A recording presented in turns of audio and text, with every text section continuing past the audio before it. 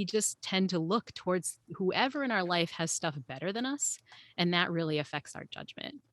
One of my favorites, I often like dorkily talk about studies because I'm like a Yale professor, so I can't help it. But one of my favorite studies on this tried to look at people who like were objectively really awesome, but might have had somebody to compare themselves against. And so they went out and they studied Olympians, people who just won medals at the Olympics.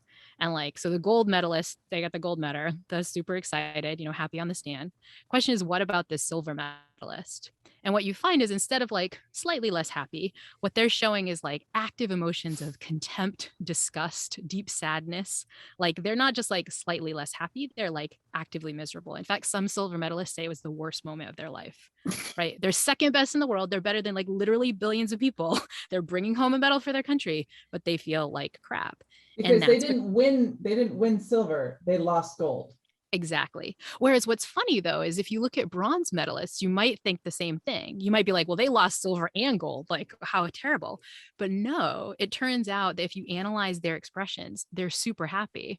Why? Like their salient comparison point wasn't gold or silver. Maybe it was silver, but like definitely wasn't gold. That was super far away. A very salient comparison for them is like, if I just screwed up by a couple more points or a couple more seconds, I would be going home empty.